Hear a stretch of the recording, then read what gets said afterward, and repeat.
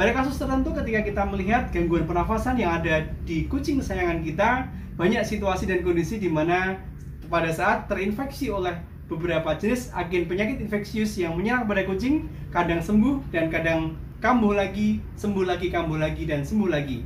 Yang pertama yang harus kita pahami terkait dengan fenomena ini adalah berhubungan dengan bagaimana status kekebalan kucing itu sendiri. Pada saat kucing sudah divaksin, maka kucing akan mempunyai antibodi, terutama divaksin pada agen-agen yang bisa berpotensi menyerang saluran pernafasan. A few moments later.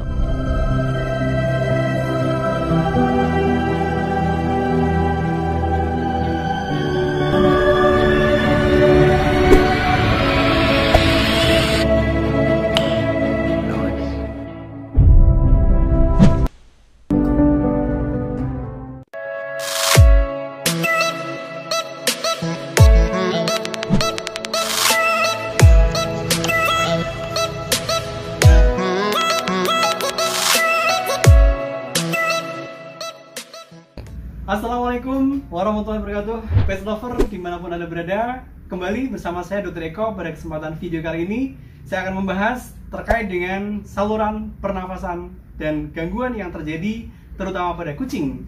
Sama-sama kita ketahui bahwa saluran pernafasan adalah saluran yang amat sangat penting, di mana saluran pernafasan itulah tempat udara segar yang ada di luar untuk bisa masuk ke dalam tubuh kucing, dan pada saat yang sama situasi karbon dioksida yang dihasilkan dari metabolisme di pernafasan itu akan dikeluarkan melalui saluran pernafasan, sehingga gangguan dari saluran pernafasan apabila kronis akan menyebabkan situasinya bertambah lemah karena intake oksigennya, udara segarnya tidak masuk dengan lancar dalam tubuh kucing. Sehingga itulah yang menjadi satu hal yang penting ketika kucing kita mengalami gangguan pernafasan. Pada kasus tertentu ketika kita melihat gangguan pernafasan yang ada di kucing kesayangan kita, banyak situasi dan kondisi di mana pada saat terinfeksi oleh beberapa jenis agen penyakit infeksius yang menyerang pada kucing, kadang sembuh dan kadang kambuh lagi, sembuh lagi, kambuh lagi, dan sembuh lagi. Yang pertama yang harus kita pahami terkait dengan fenomena ini adalah berhubungan dengan bagaimana status kekebalan kucing itu sendiri. Pada saat kucing sudah divaksin, maka kucing akan mempunyai antibodi, terutama divaksin pada agen-agen yang bisa berpotensi menyerang saluran pernafasan. Apa itu? Setidaknya ada 3 hal. Yang pertama adalah rhinotracheitis virus atau yang sering dikenal sebagai herpes virus. Yang kedua adalah calicivirus, dan yang ketiga adalah chlamydia. Ketiga penyakit ini amat sangat rentan menyerang saluran pernafasan, sehingga pada saat kucing sudah divaksin terhadap 3 hal ini, maka dia sudah punya antibodi, dan dengan antibodi yang kuat, maka paparan kuman, challenge dari lingkungan yang masuk dalam tubuh kucing tidak akan memberikan dampak yang signifikan dibandingkan ketika kucing belum divaksin. Kemudian yang kedua, terkait dengan situasi yang berulang adalah terkait juga dengan apa yang kita sebut sebagai imunodefisiensi. Dan imunodefisiensi ini terbagi menjadi 2. Pertama adalah karena memang ada yang berhubungan dengan virus pada kucing yang sering kita sebut sebagai feline immunodefficiency. Kejadian di mana kucing semakin lemah pertahanan tubuhnya karena situasi ketahanan tubuh yang lemah itu, kejadian-kejadian penyakit tidak cuma di pernafasan juga akan sering berulang, sehingga menyebabkan kucing kita kambuh sembuh, kambuh sembuh. Itu faktor kedua yang berhubungan dengan imunodefisiensi. Kemudian faktor yang terkait dengan nutrisi, ini erat kaitannya dengan asupan zat gizi yang dikonsumsi. Apabila zat gizi yang ada tercukupi dengan baik, maka akan terhindar dari sesuatu hal yang berdampak terhadap adanya defisiensi nutrisi tertentu. Karena defisiensi nutrisi tertentu akan berdampak terhadap stamina sehingga dia rentan. Hal yang tidak boleh dilupakan terkait dengan nutrisi ini adalah pemberian obat cacing. Sehingga obat cacing yang diberikan secara rutin itu akan memperbaiki penyerapan nutrisi. Dan harapannya dengan diberikan pakan yang baik, yang kandungan nutrisinya bagus, plus ditambah obat cacing yang tepat sasaran, maka kucing kita terhindar dari imunodefisiensi yang disebabkan baik oleh jenis nutrisi yang kita berikan ataupun cacing yang mempengaruhi penyerapan nutrisi.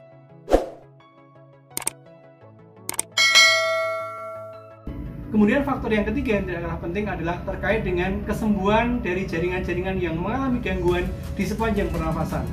Apabila kondisi-kondisi tertentu agen penyakit yang terlibat itu lebih dari satu agen penyakit, tidak cuma virus saja, namun dibarengi dengan bakteri, dan apalagi dibarengi pula dengan adanya kekurangan zat kebal yang berhubungan dengan vaksinasi plus kekurangan nutrisi yang ideal, maka kesembuhan ini tidak optimal. Sehingga pada saat dikasih obat, mungkin obat akan berperan untuk meminimalkan gejala klinis, tapi setelah obatnya dilepas maka akan kambuh lagi. Ini yang harus diperhatikan karena pada situasi tertentu ketika kucing kita sembuh kambuh, ada faktor-faktor yang semuanya akan terlibat dan akan memberikan dampak terhadap kestabilan stamina kucing kita. Kemudian yang terakhir yang tidak kalah penting adalah bagaimana kita menjaga agar situasi lingkungannya betul-betul optimal mendapatkan udara segar. Kenapa ini penting? Karena pada saat situasi kucing dia ada di area yang terlalu lembab, di area yang pojokan yang tidak terkena udara segar berlama-lama di kandang, makin akan menyebabkan udara bersih yang dapat didapatkan oleh kucing tidak optimal.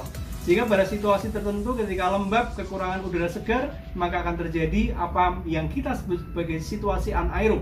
Dan situasi anaerob yang rendah udara segar ini akan memicu bakteri-bakteri anaerob untuk berkembang. Salah satunya adalah Mycoplasma. Dan ini menjadi satu hal yang harus kita waspadai. Selain itu, Mycobacterium juga berdampak terhadap kesehatan saluran pernafasan. A few moments later. Kemudian yang kelima yang tidak kalah penting adalah shedding dari teman sepermainan. Pada saat kucing ada dalam satu populasi yang besar, ada dalam satu lokasi dengan berbagai macam ras, dengan berbagai macam umur, maka kerentanan terhadap gangguan pernafasan ini bisa terjadi penularan dalam waktu yang cepat. Sehingga mungkin kucing yang sudah kita obati, dia sudah pada fase mengalami perbaikan, tetapi karena ada dalam satu area, yang mana area tersebut ada bibit-bibit penyakit yang tidak tuntas, atau ada kucing yang sudah imun, yang sudah kebal terhadap bibit penyakit sehingga dia tidak bergejala, sementara dia masih shedding mengeluarkan agen penyakit. Ketika dalam satu lingkungan yang padat kucing, maka shedding dari penyakit ini akan bisa menyebabkan seolah-olah kucing yang sudah kita obati kembali kambuh ketika dia belum benar-benar sembuh. Ini yang harus kita pahami sebagai pet owner terkait dengan kondisi di mana kucing kita itu tidak stabil staminanya, sering kambuh dan sering sembuh, dan kambuh lagi dan sembuh lagi. Lalu apa yang harus dilakukan ketika melihat fenomena seperti itu? Yang pertama yang harus kita perhatikan betul adalah segera bawa ke dokter untuk diidentifikasi lebih rinci terkait dengan berbagai masalah yang terlibat ketika kucing kita sembuh kambuh dari penyakit saluran pernafasan. Kemudian yang tidak kalah penting lagi, yang kedua adalah lakukan vaksinasi secepatnya, sedini mungkin pada saat usia 10 minggu, pada saat kondisi di mana sudah layak untuk dilakukan vaksinasi, segera lakukan vaksinasi. Sehingga dengan divaksin ini kucing akan punya antibodi dan relatif tahan terhadap paparan-paparan kuman yang menyerang organ pernafasan. Kemudian yang ketiga adalah berikan asupan nutrisi yang ideal sesuai dengan spesifikasinya. Kalau kucing kategori kitten, berikan spesifik untuk kitten. Jika sudah menjelang dewasa, juga harus kita berikan nutrisi untuk kucing yang sudah dewasa. Ini menjadi satu hal agar ketercukupan nutrisi sesuai dengan spesifikasi umur. Nice. Kemudian yang ketiga adalah terkait dengan pemberian obat cacing. Kadang-kadang kita suka meremehkan pemberian obat cacing, padahal obat cacing ini bisa memperbaiki penyerapan nutrisi. Pada saat situasi kucing dalam proses kesembuhan dan dia belum benar-benar sembuh, maka asupan nutrisi menjadi salah satu faktor pendukung utama. Keterserapan nutrisi ini amat sangat dipengaruhi dari kondisi saluran pencernaan yang sehat. Dengan diberikan obat cacing yang rutin sesuai dengan aturan, maka penyerapan nutrisi akan sangat mendukung terhadap kesembuhan, sehingga kucing kita betul-betul bisa prima semaksimal mungkin karena ada penyerapan nutrisi yang baik didukung oleh bagaimana kita memberi cacing dengan pemberian obat cacing yang terjadwal. Kemudian yang keempat, hindari crowded populasi dalam satu lingkungan tertentu.